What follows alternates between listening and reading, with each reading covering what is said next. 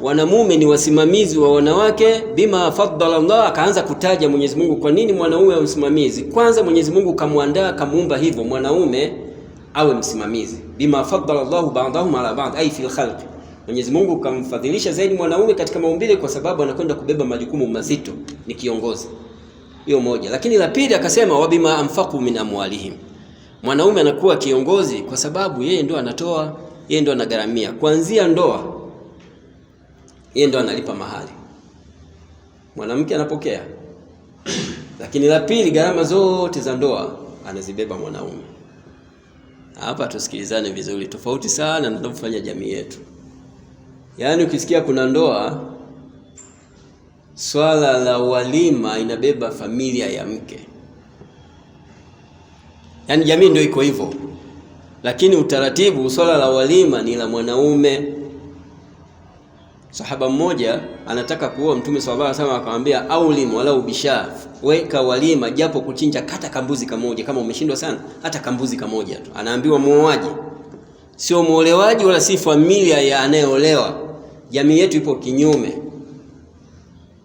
Ikija posa inajadiliwa, posa inajadiliwa mtu mmoja na kubaliwa, lakini sasa familia wanaanza kuumiza vichwa. Tunawalisha nini?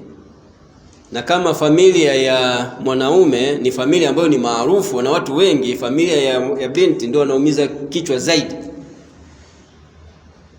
Watu wenyewe wale maarufu, watakuja watu hapa, itapigwa budget katika familia ya binti, sio familia ya mwanaume. Na wengine upande wa mwanaume wala hawafanyi maandalizi yoyote. Wao wanaenda kuoa, wanajua kila kitu tutamaliza huko huko. Wapo ambao huwa wanashirikiana, wanakaa pamoja, wanapanga, na ni mara chache, lakini mara nyingi utakuta gharama zote zile zinabebwa na familia ya binti. Lakini uhalisia ilikuwa ni mwanamume ndio anatakiwa. Kwa aya hii wa bima anfaqu min amwalihim, mwanaume amekuwa kiongozi kwa sababu yeye ndio amegharamia. Gharama zote za ndoa zile anazibeba yeye, lakini na mahari pia vile vile kampa mkewe.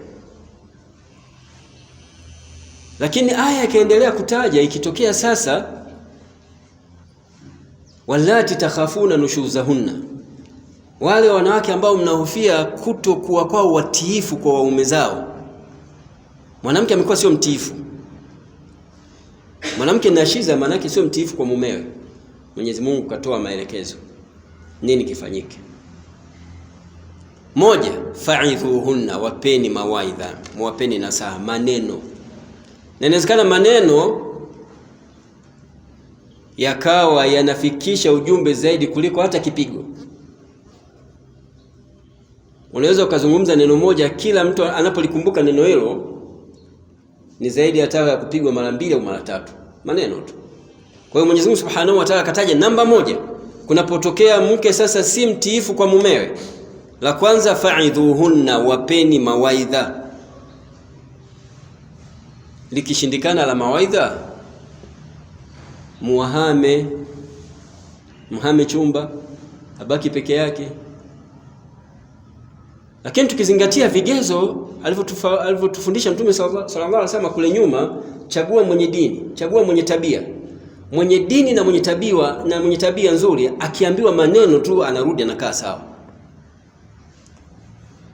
Hayakusaidia maneno ikafika sehemu ukamuhama chumba na peke yake. Hii ni zaidi ya kipigo. Lakini ni nani? Kwa yule mwenye dini na mwenye tabia. Sasa wewe njoo na vigezo vyako vya dini na tabia umeweka pembeni, halafu unamwambia maneno tu. Tunaifahamu vizuri jamii tunayeishi. Hao wanawake sasa hivi anaweza akaambiwa tu maneno akarudi katika mstari. Sisi tunafahamu vizuri. Au kamuhama chumba, sasa yani ndio umenikomoa. Sijui labda kama una wake 2 watatu, lakini ndio naye mke huyo mmoja, afu umemuhama chumba kama hujarudi mwenyewe. Unarudi mwenyewe na tena unarudi mwenyewe na unaomba na msamaha. Mawaidha anaweza sikuelewe. Kuna neno moja wanalitumia wa Misri, Anasema taqra zaburaka ala min, unamsomea kanuni zako nani? Si atutumii Zaburi, natumia Qur'ani. Ukiwa unampa mtu sheria alafu hazijali, ndio anakuambia msemo huu, taqra zaburaka ala min. Nani unamsomea Zaburi yako? Zaburi haitumiki bwana sasa hivi. Kwa hiyo hawa wanawake sasa hivi ukimpa maneno, kama unataka unampa mawaidha ili arudi katika mstari, kama hukufanya uchaguzi mzuri mwenye dini na tabia, wanasema ni sawa sawa na kumpigia mbuzi gitaa kwa maneno, hata kuelewa. Fa'idhuhunna, ikishindikana hilo basi wahameni, ikishindikana hilo ndio inakuja kupiga. Lakini kupiga kwenyewe wanazuoni wanasema bil ma'ruf, tena al ma'ruf ni al-laiq, sio upigaji sasa kama umegeuza chumba ndio uwanja sasa wa masumbwi, mateke, vichwa humo. Ulivyoambiwa kupiga mwanamke apigwe hivyo. Na inawezekana upigaji wa maneno yanapiga, kani nimesema maneno yanapiga zaidi kuliko mkono, kuliko fimbo, sijui kuliko hata upande wa kanga wanaosema. Maneno ni zaidi.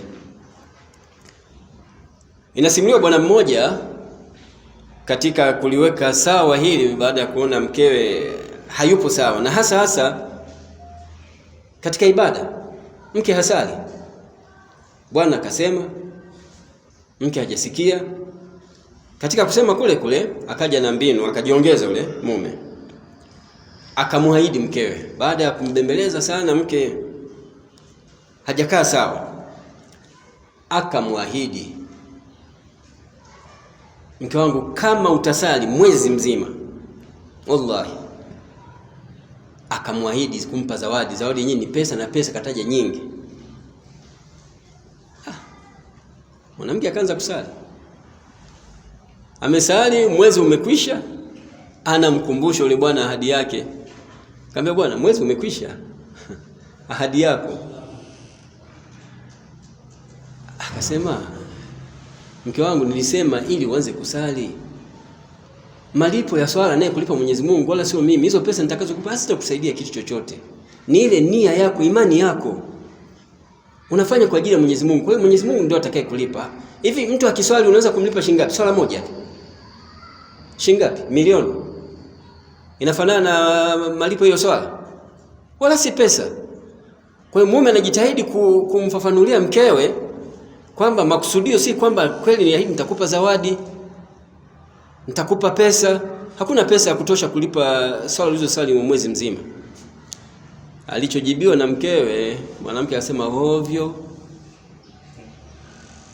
na mimi nilijua hizo pesa huwezi kunipa, ndio maana mwezi mzima nimesali bila udhu. Sasa sijui kamkomoa nani. Vigezo. Tukikosea kwenye vigezo tulivyoelekezwa na Mtume sallallahu alaihi wasallam, ndio tunakuja kukutana na haya. Mtume katuelekeza, jamani, unapotaka kuoa, wengine wanatazama urembo, mali, nasabu na dini wanaiweka mwisho. Lakini wewe kama kijana wa Kiislamu utanguliza dini. Dini hiyo ndio namba moja. Familia ya binti, amekuja mtu kuleta posa kwenu, anataka binti yenu, mtazameni katika dini na tabia. Mkiridhishwa na dini yake na tabia yake, muozesheni. Hata kama huyu bwana hana kipato kikubwa sana, muhimu ana dini na tabia iliyokuwa nzuri, basi muozesheni.